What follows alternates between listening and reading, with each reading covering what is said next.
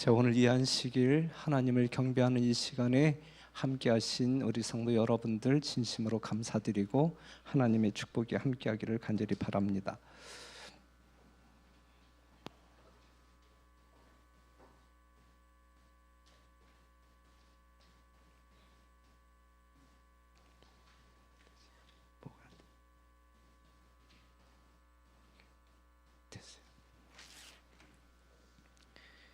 우리가 같이 교독했던 말씀 마태복음 26장 26절에서 28절을 보게 되면 예수님이 이제 십자가에 달려 돌아가시기 전 그 다락방에서 제자들과 함께 행하셨던 이 성만찬 예식을 보여주고 있습니다.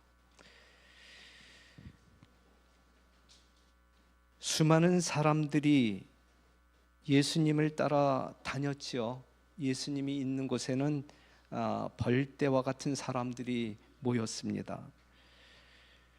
그들은 예수님을 왜 쫓아다녔는가라고 물을 때 뭐 때문에 쫓아다녔어요? 예? 특별히 오병이어의 기적 이후에 사람들이 이 예수님의 뒤를 상당히 많이 쫓아다녔는데 그들이 예수님을 쫓아다닌 이유가 어디에 있는가라고 살펴볼 때에 요한복음 6장 26절에서 예수님께서는 이렇게 말씀하고 계십니다. 예수께서 대답하여 가라사대 내가 진실로 진실로 너희에게 이르노니 너희가 나를 찾는 것은 표적을 본 까닭이 아니요 떡을 먹고 배부른 까닭이로다 그랬어요. 예수님을 따르는 수많은 사람들을 향하여 너희가 나를 따라다니는 이유가 뭐냐라고 물을 때 너희가 표적을 본 때문이 아니라 먹고 배부른 때문이다라고 이야기하고 있거든요. 여러분들이 예수님을 믿고 따르시는 이유가 무엇이냐? 그 이유를 분명히 하는 것은 우리들의 영원한 생사와 관련 지을 때 너무너무 중요한 요소입니다. 오병이어의 기적으로 배부른 사람들이 예수님을 따라다녔는데 그것은 먹고 살기 위해서 예수님을 믿었고 또한 교회에 출석하는 사람들이 되었다 이 말씀이죠. 그들을 향하여 우리 주님께서는 이렇게 말씀하십니다. 27절에 있는 말씀을 보면 썩는 양식을 위하여 일하지 말고 영생하도록 있는 양식을 위하여 하라. 이 양식은 인자가 너희에게 주리니 인자는 아버지 하나님의 인치신 자니라 그랬어요. 자, 여러분들 앞에 두 종류의 음식이 있단 말이죠. 먹어도 죽을 수밖에 없는 썩을 양식이 있고 먹으면 죽지 아니하고 영원히 살 수 있는 그러한 양식이 있단 말이죠. 예수님께서 오늘 우리들에게 들려주시는 말씀은 뭐냐면 썩을 양식을 위하여 일하지 말고 먹어도 죽지 아니할 양식을 위하여 일하라 그랬어요. 이것이 우리들의 삶의 목적이어야 합니다. 이것이 우리 인생을 가장 잘 사는 사람들의 삶의 태도란 말씀이죠. 여러분들은 썩을 양식을 위하여 예수님을 쫓아다니는 사람들이십니까? 아니면 영생의 양식을 위하여 예수님을 믿고 따르는 사람들입니까? 사랑하는 성도 여러분, 세상 모든 사람들이 먹고 죽을 양식을 위해 죽을 힘을 다하여 살아가고 있습니다. 죽기 위하여 먹고 있단 말씀이죠. 우리는 달리 살아야 한단 말씀이에요. 우리는 먹고 죽을 양식을 위하여 사는 사람들이 아니라 먹으면 영생할 수 있는 양식을 위하여 생애하는 참된 여러분과 제가 되기를 간절히 바랍니다. 먹으면 죽지 않을 양식이 있어요. 예수님은 그것을 우리에게 먹이고 싶어 하십니다. 그 떡이 무슨 떡이냐라고 이야기할 때 51절 보면 나는 하늘로서 내려온 산떡이니 사람이 이 떡을 먹으면 영생하리라. 나의 줄 떡은 곧 세상의 생명을 위한 내 살이로다 하시니라 그랬어요. 자, 우리가 먹으면 영원히 살 수 있는 떡, 그것은 예수님이 찢기어지심으로 말미암아 만들어진 떡, 하늘로서 내려온 산떡이신 예수 그리스도를 우리가 믿음으로 영접하게 될 때 우리는 그 떡을 먹는 것이고 그 떡을 먹는 사람들은 영원한 생명을 유지할 수 있다, 이 말씀이에요. 여러분들이 반드시 먹어야 할 떡은 이 떡이라고 이야기하고 있어요. 예수님의 찢겨진 살이 그 떡, 예수님의 죽음이 그 떡입니다. 여기에 그 떡을 상징하는 떡이 차려져 있습니다. 우리 밀로 만들어진 떡인지 모르겠는데 우리 정성재 집사님, 오늘 우리가 먹어야 할 떡은 수입산이에요, 아니면 우리 밀이에요? 우리 밀이에요, 우리 밀. 자, 우리 밀로 빻은 고운 가루로 만들어진 떡임을 우리가 알 수 있어요. 그런데 여기서 우리가 미랄의 교훈을 한번 이렇게 회상한다고 하게 되면, 미랄이 그대로 있을 때 그 자체의 생명력이 있어요. 하지만 부서진 밀가루에는 생명력이 없습니다. 그렇죠? 죽었다는 거예요. 죽었다는 것. 하지만 이 죽어서 가루가 된 이 밀가루로 떡을 만들었을 때에 다른 사람들에게 생명을 나누어주는 떡이 되는 거예요. 이해가 되셨는지 모르지만 이것이 성경에서 말하고 있는 구속의 원리입니다. 예수 그리스도가 한 알 그대로 있을 때, 죽지 아니할 때 여러분들에게 나누어줄 생명의 떡은 존재할 수가 없어요. 만들어질 수가 없는 거예요. 예? 밀, 한 알의 밀이지만 우리 예수님이 죽음으로 말미암아 가루되어 떡을 만들어 여러분들에게 제공할 때에 온 인류를 먹여 살릴 수 있는 양식이 된다라고 하는 사실이죠. 이것이 하늘로부터 내려온 산떡이신 예수 그리스도, 이것이 우리가 예수 그리스도를 믿음으로 말미암아 구원받을 수 있는 가장 기초적이면서 가장 중요한 성경적인 지식입니다. 예수님이 이 부서져서 이 가루가 된 것처럼 예수님이 산산이 부서져 죽음으로 그 떡이 만들어진다라는 이 원리를 여러분들이 깊이 생각하시고, 우리를 살리시기 위하여 이토록 희생하신, 남김없이 희생하신 하나님의 무한한 사랑을 이 성만찬 예식에 참여하는 여러분들 심령 가운데 크게 각인되어지기를 간절히 바랍니다. 예수님이 오병이어의 기적으로 배불리 먹이실 때 따랐던 수많은 사람들이 생명의 떡인 예수님의 살을 먹이고자 그들의 믿음을 요구했을 때 그들은 어떠한 반응을 보였어요? 그 떡을 먹기 위하여 예수님에게 붙어 있었나요? 남아 있었나요? 아니면 다 떠났나요? 육신의 떡, 썩을 양식을 위하여 예수님을 그토록 많이 따라다녔던 사람들이었지만, 실제적으로 예수님께서 그들에게 제공하고 먹이고 싶어 했던 이 생명의 떡을 믿음으로 이제 먹도록 요구하셨을 때에는 수많은 사람들이 거의 다 떠났어요. 그래서 이러한 말씀이 기록되어 있습니다. 이러므로 제자 중에 많이 물러가고 다시 그와 함께 다니지 아니하더라. 예수께서 12 제자에게 이르시되 너희도 가려느냐? 시몬 베드로가 대답하되 주의 영생의 말씀이 계심에 우리가 네게로 가오리이까? 우리가 주는 하나님의 거룩하신 자신 줄 믿고 알았삼나이다. 그랬어요. 썩을 양식을 찾기 위하여 예수님을 따라다니는 그러한 사람들은 결국은 예수님을 떠나가게 돼.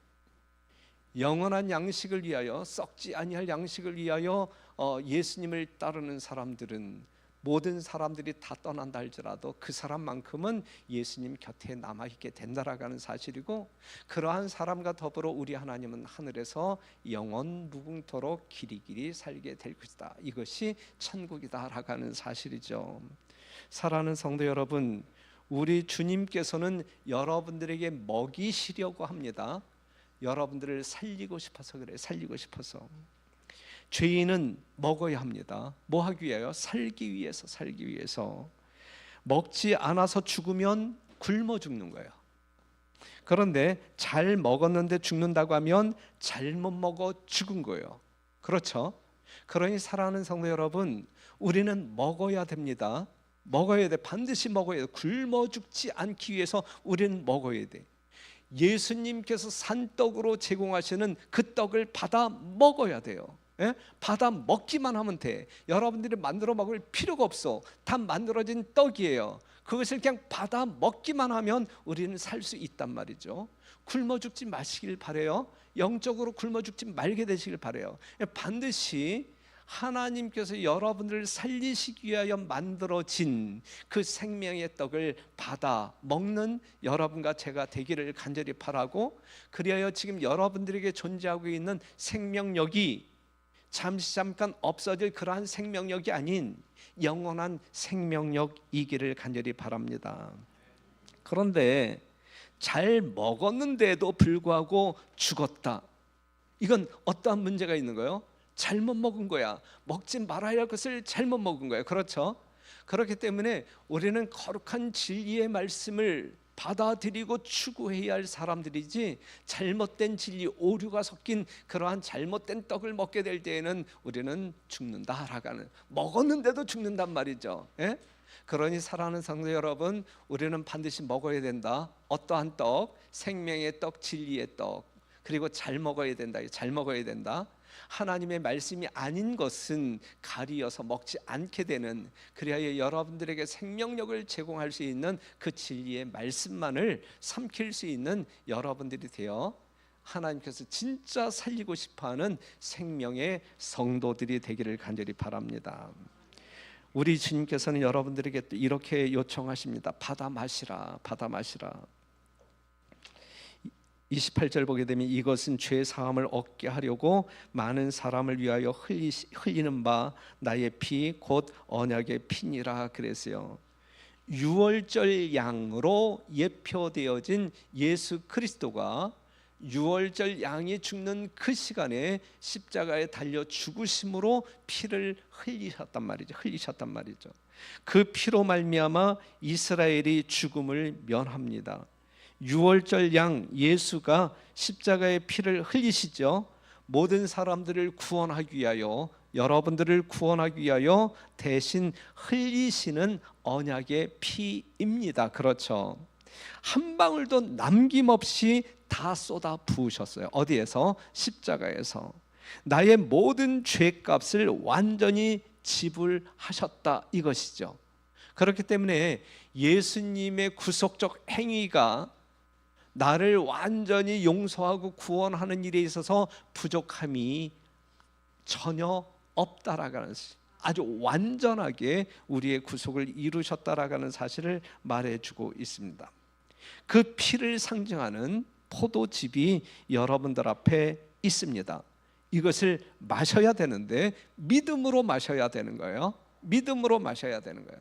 예수님이 나의 죄를 사하시기 위하여, 나를 구원하기 위하여 십자가에서 흘리시는 그 고통 가운데 피를 흘리시는 예수님의 이 구속적 사역을 묵상하면서 내가 이 포도즙을 마실 때, 그 피를 마실 때 내가 죽지 아니하고 영원히 살 수 있다라는 믿음을 가지고 이 포도즙을 마셔야 되는 것입니다. 예수님의 흘리신 피를 마시지 않는 사람들은 본인이 그 피를 흘려야 되는 거예요.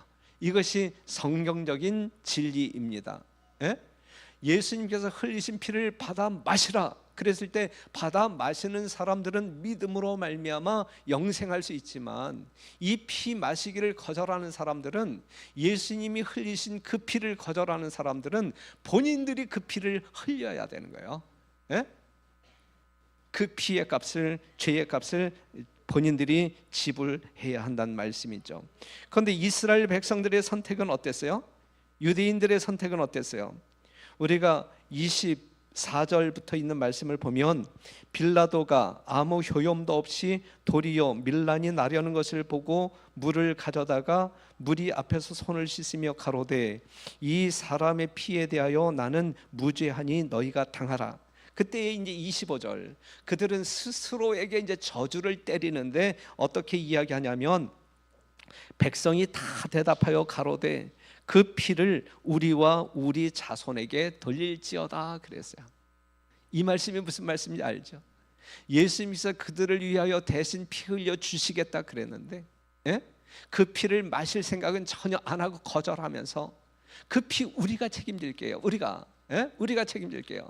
그래서 유대인들은 그들 스스로 어떤 그 예수님의 보혈을 받아들이는 대신에 그것을 거절하고 그들 스스로 죄의 값을 지불해야만 했단 말이죠. 오늘 여러분들이 예수님께서 흘리신 보혈을 받아 마시지 아니할 때, 믿음으로 말이죠, 받아 마시지 아니할 때에 여러분들은 여러분들 스스로가 여러분들에게 요구되어지는 죄값을 지불해야 되는 거예요. 그러한 역사가 이제 미래적인 사건, 우리가 요한계시록 14장 9절에서 11절에 있는 말씀을 보게 되면, 이 말씀은 마지막 이 세상에 전해질 셋째 천사의 기별인데 10절 보게 되면, 그도 하나님의 진노의 포도주를 마시리니 그 진노의 잔에 섞인 것이 없이 부은 포도주라. 거룩한 천사들 앞과 어린 양 앞에서 불과 유황으로 고난을 받으리니 그랬거든요. 섞인 것이 없는 그러한 포도주, 진노의 포도주, 이것은 본인이 선택한 예수님께서 흘리신 보혈을 거절하고 내가 책임질게 이렇게 생각하면서 믿음 없이 생애하는 사람들이 마지막 진노의 어떤 그 심판이 이르러 왔을 때에 그 진노를 아주 남김없이 스스로 감당해야 된다라는 사실이거든요.